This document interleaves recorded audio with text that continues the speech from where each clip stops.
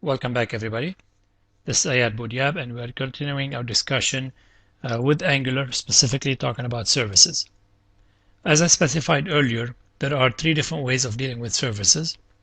We can use the factory approach, the service approach, and the provider approach.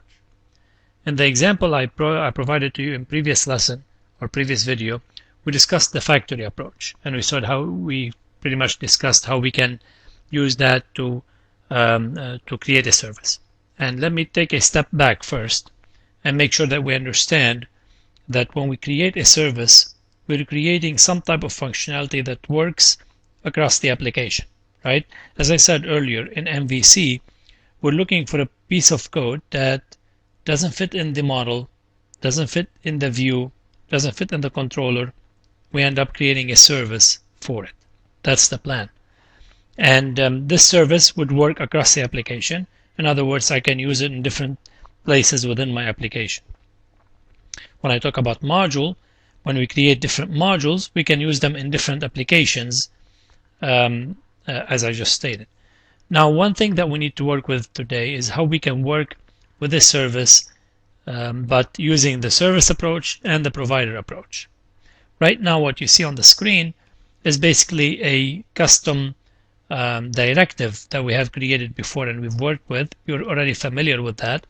And we use the log service from a factory approach, right, to actually load that, actually call that service. And as you can see here, I'm calling that service log service.log and logging the value that comes in from the page. So if I try to open that in the browser, I'll end up with a page displaying the actual current date time. And if I go back to the F12 and I'm hitting the F12 key, it displays for me here testing the factory service with the message and such. And as I showed you before, if I change that value to that you will see in here, that another statement saying testing the factory service with the message, and then I'm using DYY for the display. Okay, so far so good. We know how we can do this using the factory approach. Now let's try to do that using another approach, using the service, and then also using the provider. So let's start with the service first. In the service approach, I'm going to start with the code here and then change the service module to be able to use that service.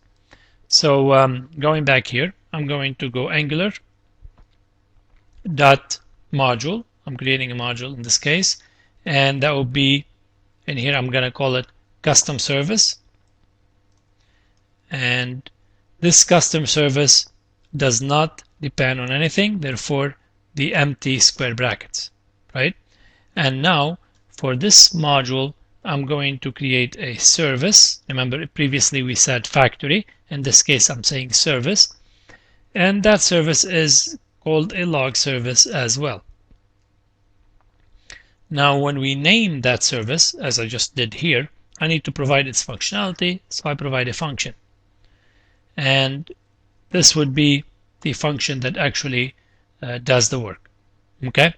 Now, within this, I'm going to return the object that actually does the work. This object will contain the function that I need. So just let me put that in a comment for you here. So in here, we're returning an object, right? This object will contain some functions, or in this case, just the log function that I need. And that log function is the one that takes a message as a parameter. And then here's the body of that function. Okay, so the body of the function, console.log, and then we're writing that into the log, and you will see that in the F12 like I showed you earlier. So in this case, we'll say testing the service. Let's put that as a single quote here. Testing the service with the message, and then colon, close double quote, plus message, right? And then semicolon at the end. So as you can see, it's pretty much like the factory that we have worked before. But in this case, when you create the module, instead of saying dot factory, you say dot service. Okay, so that's the actual service. And then I go back to service module. There are a few changes that I made here. Remember that I used the dependency by saying angular.module custom directive app. This is the main app. It depends on the custom service. That's the name of the service that you have created here, right? It depends on it. And then I have some other changes within the directive. I'm using the log. Therefore, I create the log service, give it a name, log service here, and then go down here and say log service.log, and I'm logging the value that comes in, right? So this is saved here, or you can always say file, save all, and you come back to the service module, and then you try to open that in the browser. It gives me the actual content, and then I can always hit the F12, and it says testing the factory, and that's because we have not made the main change yet, which is on the top. Instead of using service factory like we did before, the name of the file is service. So let's do this. Go back here and then do service. So now I have service.js, control save, and then go back to the page and open the browser. F12. It says testing the service with the message mm and so on. I can always again change that value, and you see that it displays that 3 times here, although the one with the 3 Y's does not display the actual value for the 3 years, but the one with the 4's actually display the correct value 2014. But every time I make a change, it's basically caught in here with the watch, right? I'm changing the value, therefore it's being logged every time. That's why you see this happening twice, because I hit the Y key 2 times and I'm changing the input box. So this is how I can work with a service. Now I need to see how I can handle the provider service. Okay, let's close that, and we're done with the service in here. And then I'm going to go to the provider. In the provider, I'm going to use angular.module. For consistency, just to make minor changes, let's name it as well as a custom service. And then this does not depend on anything, square brackets. Let's see why it's not taking the, okay, here you go, square brackets. And then I will go dot, and in this case I'm using the provider service, so I would say provider. Okay, the provider is named log service, and then I define that using the function. Here's the body, and by the way, in here you can close that with a semicolon. So in the body here for the provider, I'm going to return an object, but in this case I'm not returning an object like I did with the service and the factory. I'm returning the provider object that I'm dealing with. Remember, this is a provider service, so I'm going to say return, and this is the object that I'm returning. For this type of provider, I'm going to need to make sure I define the get function, and the get is a function, and then here is the return that you are accustomed to, which contain the actual object. So this one in here then is what we're returning, is the provider object.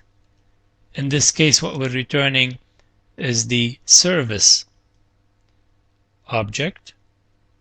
Make sure I put comment on this guy. Now I'm returning the service object, and in this case, when I define my log and I say log is a function that takes a message, and then I can provide the body. In this case, I would say also console.log, and then I would write my message, close that, and here I would say testing the provider service with the message, and then semicolon, and then in here plus message.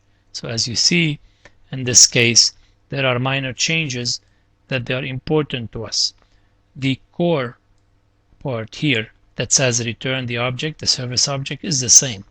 We're returning the log, which is the function that I need. That's part of the log service. And then that log has a console.log to write into the log. The actual get out here, that's the get, that's part of the provider object. That's the outer object that you're dealing with.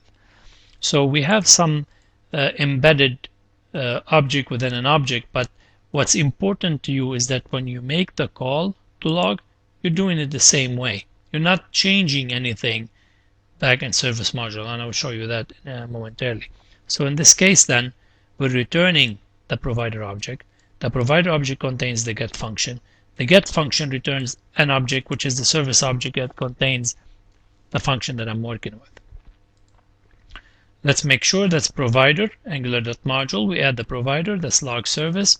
It returns that object with the get function, and then it returns the service object that contains the log.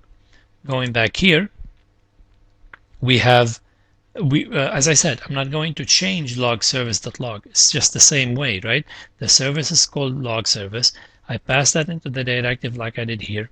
I still call log service.log the same way I did, but obviously in here, it's not service anymore, it is provider. That's the name of the file. So I do provider.js, and then I save my changes.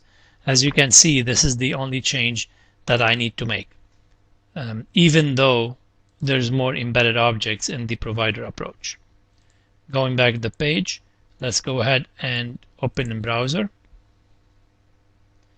Displays the current time, and then hit F12 to hit the F12 to display for me the developer tools, testing the provider service with the message.